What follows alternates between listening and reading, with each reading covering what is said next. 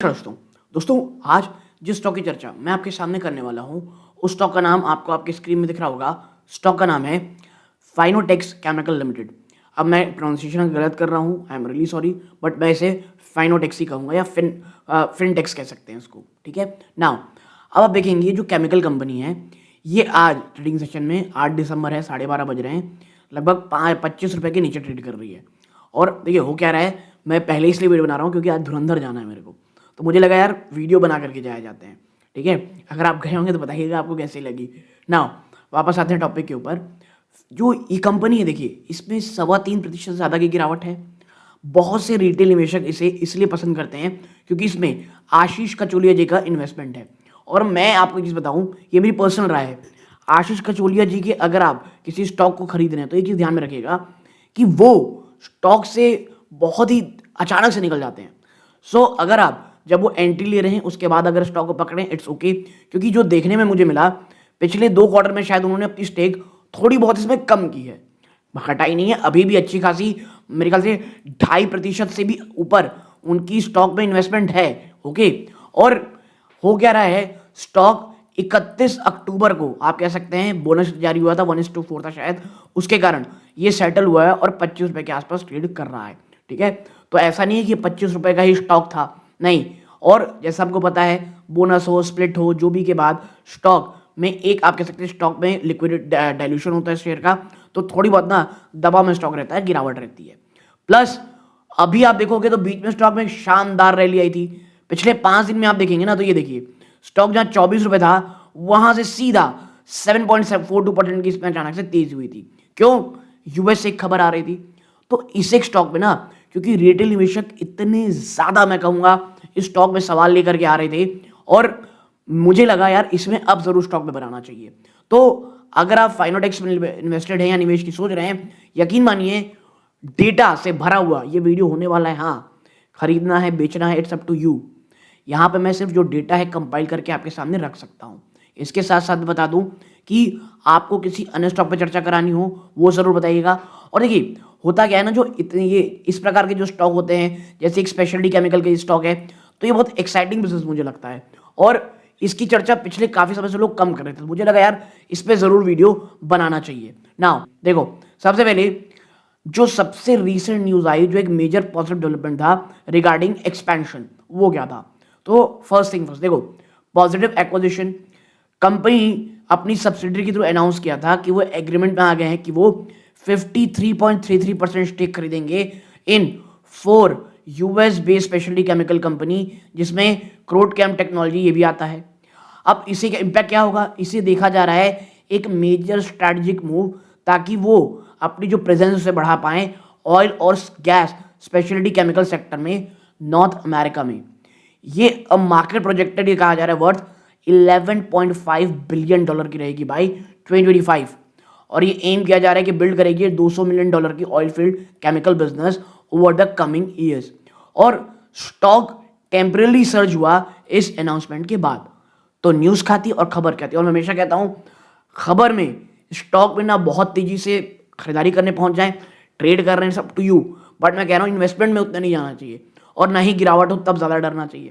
अब quarterly result कैसा रहा? तो देखो क्वार्टरली रिजल्ट ना मिक्स रहा। कैसे? जो Q2 25 रिजल्ट आए वो मिक्स परफॉर्मेंस शो किए। रेवेन्यू और नेट प्रॉफिट ने ईयर ऑन ईयर बेस पे डिक्लाइन यानी गिरावट देखने को मिली, बट क्वार्टर ऑन क्वार्टर बढ़ोतरी थी।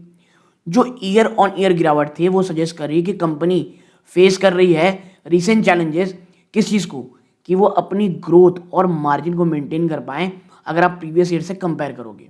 बट सिक्वेंशियल यानी क्वार्टर क्वार्टर यहाँ पे इंप्रूवमेंट थी। हाउएवर इंडिकेशन ये कह रहे हैं कि भाई स्टेबलाइजेशन अब चीजों में हो रही है। फिर कॉर्पोरेट एक्शन देखो, कंपनी ने रिसेंटली क्या किया, एक्स बोनस किया 4:1 और एक्स स्टॉक स्प्लिट हुआ 1:2 का।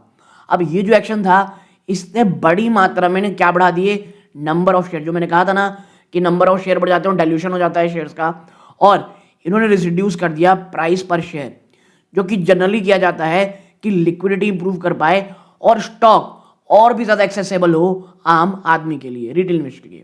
नाउ अब आते हैं, ये तो होगी खबरें क्या हुई, कॉर्पोरेट एक्शन क्या हो गए, तो एक सेक्शन कंप्लीट। अब कि भैया गिरावट क्यों हो रही है 52 वीक हाई से? तो देखिए, एक तो प्राइस एडजस्टमेंट है जो हमने ऊपर चर्चा की, ठीक है। अब आते हैं दूसरी सेक्शन पे, वैल्यूएशन और फाइनेंशियल परफॉर्मेंस। देखिए, apart from corporate action adjustment, stock face कर रहा है प्रेशर बहुत सारे फैक्टर से। पहला, mixed earning, year on year decline हुई रेवेन्यू प्रॉफिट में पिछले कुछ क्वार्टर में, और इसने इन्वेस्टर्स का जो एक बहुत एक्सट्रीम एंथुसियाज्म था उसे कहीं ना कहीं थोड़ा सा कूल किया।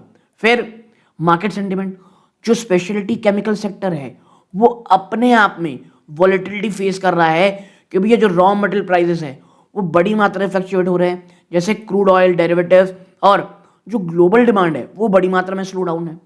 तो ये जो इशू है ये सिर्फ प्राइस एडजस्टमेंट का नहीं है, जो प्रेशर है प्राइस में उसके पीछे का कारण यही है। अब आगे बढ़े उससे पहले दोस्तों, आपकी स्क्रीन दिख रहा होगा मात्र 16.5% ऐसे व्यूअर हैं जो हमारा वीडियो देख रहे हैं, चैनल सब्सक्राइब कर रखे हैं। आप सभी का बहुत बहुत धन्यवाद कि आप हमारी जर्नी में, जो भले ही धीरे है बट आप हमारे साथ हैं। और अगर आप इन EDC 16 में से हैं, आपका भी धन्यवाद। बट प्लीज़ गाइस, उस लाल बटन को जरूर दबाइएगा, क्योंकि इस प्रकार के वीडियो बनाने में हमें बहुत मेहनत लगती है। आपका वो एक लाल बटन दबाना और ऑल नोटिफिकेशन का बेल दबाने से हमारे चैनल की ग्रोथ होती है और हमें बहुत बहुत मोटिवेशन मिलता है। आपको किसी अन्य स्टॉक पर चर्चा करानी हो ये भी ज़रूर बताइएगा। Okay, so please do like, share and subscribe और वीडियो को हाइप कर दीजिएगा। अब बढ़ते आते हैं कि भाई इन्वेस्टर टेक अवे क्या है, कि भाई फ्यूचर पॉजिटिव और रेड फ्लैग क्या है। अगर आपको एक बैलेंस आंसर चाहिए तो आपको पॉजिटिव नेगेटिव दोनों चाहिए रहेगा। पहला है फ्यूचर पॉजिटिव इंडिकेटर। देखो, डाइवर्सिफिकेशन और ग्लोबल एक्सपेंशन, जो रिसेंट एक्विजिशन हुआ है US oil field chemical segment का, ये एक बहुत बड़ा स्टेप है कि इन्हें दूर ले जाएगा इनके जो कोर बिजनेस है ना, टेक्सटाइल केमिकल बिजनेस से। और अगर ये जो नया वर्टिकल है सक्सेस होता है तो ये एक बहुत ही बड़ा लॉन्ग टर्म ग्रोथ ड्राइवर निकलेगा। तो पहली चीज़, इनका जो कोर बिजनेस है वो टेक्सटाइल केमिकल है, तो अब उससे थोड़ा दूर जा रहे हैं। फिर जीरो कर्जा, कंपनी हिस्टोरिकली मेंटेन कर रखी है एक बहुत ही मजबूत बैलेंस शीट, जहां पर long term debt almost zero है, और ये प्रोवाइड कराती है financial flexibility for future growth और एक्विजिशन।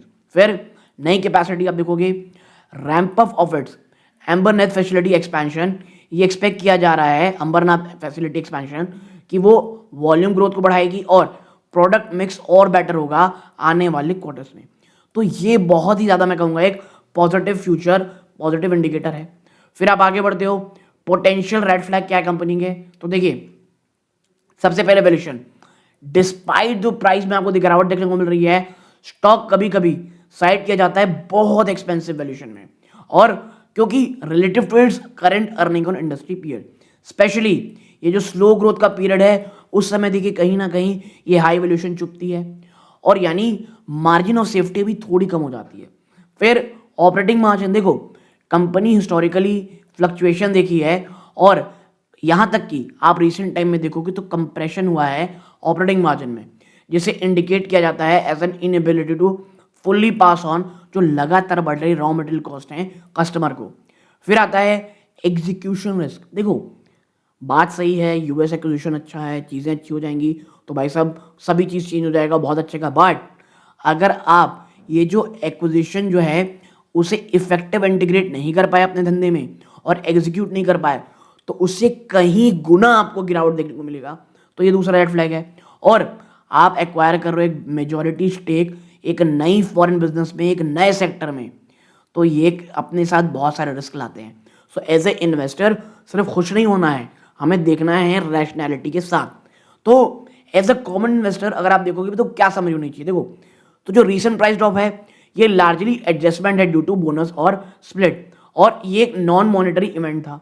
लेकिन जो कोर नैरेटिव है ना फिनोटेक्स का, ये इसे एक aggressive high potential strategy move बनाती है आफ्टर यूज एक्विजिशन और कैपेसिटी एक्सपेंशन। वाइल ये शॉर्ट टर्म ऑपरेशनल और मार्जिन प्रेशर को अगर झेल सकते हैं इनके एग्जीक्यूशन में, तो मुझे ऐसा लगता है अगर एग्जीक्यूशन ठीक होता है तो फिर से ये एक मेजर टर्न अराउंड हो सकता है। ओके, नाउ अब आते हैं कि भाई कोर जो फ्यूचर स्ट्रेटजी यानी डाइवर्सिफिकेशन और ग्लोबल स्केल में, तो देखो आपको पता होगा ये एक ट्रांजिशन फेज से गुजर रही है, क्योंकि पहले ये टेक्सटाइल केमिकल थी जो फोकस कर रही डाइवर्सिफिकेशन स्पेशलिटी केमिकल मेजर में।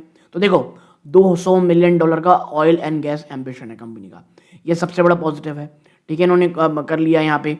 अब ये इंपॉर्टेंट क्यों है, देखो ऑयल और गैस स्पेशलिटी केमिकल है ना, यानी ड्रिलिंग, एक्सट्रैक्शन, वाटर ट्रीटमेंट, ये एक हाई मार्जिन और इसका एक डिफरेंट डिमांड साइकिल होता है टेक्सटाइल से। यानी कि जब टेक्सटाइल का धंधा ना चले तो उस समय ऑयल एंड गैस फील्ड की ओर चलना है। यही कारण है ये जो मूव है ये प्रोवाइड करेगा क्रूशल डाइवर्सिफिकेशन और डायरेक्ट एंट्री एक मैसिव नॉर्थ अमेरिकन मार्केट में, लगभग $11.5 बिलियन का एड्रेसेबल मार्केट कहा जा रहा है इन 2025। ठीक है, फिर डोमेस्टिक कैपेसिटी और कुछ नए वर्टिकल की बात हो रही है। देखो, कंपनी ने एक्वायर किया एडिशनल लैंड और एग्रेसिवली एक्सपैंड कर रही है अंबरनाथ फैसिलिटी को, जहां फेज 1 में 15,000 metric ton per annum capacity जा रही है और ये एक्सपेक्टेड किया जा रहा है कि जल्द से जल्द कमेंस हो जाएगा। और ये जो कैपेसिटी है ये फंजेबल, यानी ये अलग अलग different type of chemical produce कर सकती है और ये कैटर करेंगे एक नया फास्ट ग्रोइंग सेगमेंट जैसे होम केयर, हाइजीन और domestic oil and gas drilling sector, जहां पर उन्होंने ऑलरेडी ऑर्डर सिक्योर किया हुआ है। ठीक है, अब ये इंपॉर्टेंट क्यों है, देखो ये जो है ना, दिस ऑर्गेनिक ग्रोथ यानी एक स्टेबिलिटी और फाउंडेशन प्रोवाइड कराएगा ताकि वो एक हम सबको पता है अभी क्या है, पता है आपको, चाइना +1 की स्ट्रैटेजी, फिर R&D और कस्टमाइजेशन, कॉम्पिटिटिव एज। देखो FCL जो है ना, मैन्युफैक्चर क्या करता है, परफॉर्मेंस केमिकल को, जो एक हाई वैल्यू और सोल्ड बेस्ड ऑन उनके फंक्शन के आधार पे, यानी कस्टमाइज्ड सोल्यूशन। हर एक ग्राहक को अलग अलग केमिकल से अलग अलग काम चाहिए, तो कस्टमाइज्ड प्रोडक्ट आपको चाहिए rather than composition like commodity chemical. तो इनको कोलैबोरेशन करना पड़ता है किसी में, रिसर्च एंड डेवलपमेंट में, ताकि सस्टेनेबल केमिस्ट्री फोकस कर पाए। अब ये इंपॉर्टेंट क्यों, देखो ये फोकस करता है क्रिएट कस्टमर स्टिकनेस। एक बार कस्टमर आपको जुड़ गया आपके पास और आपने उसे उसी हिसाब का माल दे दिया तो आप में छोड़ के जाने के चांसेस बहुत कम हो जाते हैं। और once a customer integrate a highly customised chemical solution, it's difficult to switch. और ये करता है FCL को बेटर प्राइसिंग पावर और more stable long term contracts. Okay, ये चीज़ें हैं। फिर आप देखें तो भाई की एग्जीक्यूशन वही है जो हमने ऊपर चर्चा की है, आप पॉज करके पढ़ना चाहते हैं तो पढ़ सकते हैं। मुझे ये लगता है हमने जो भी जानकारी चाहिए थी रिसेंट इशू को लेकर के चाहिए था वो हमने कर ली। हाँ, बाजार में थोड़ी प्रेशर है, अगर ये स्टॉक 20 रुपये के आसपास मिलता है और आपका विजन थोड़ा लंबा है तो शॉर्ट टर्म में देखो इशू रहेंगे।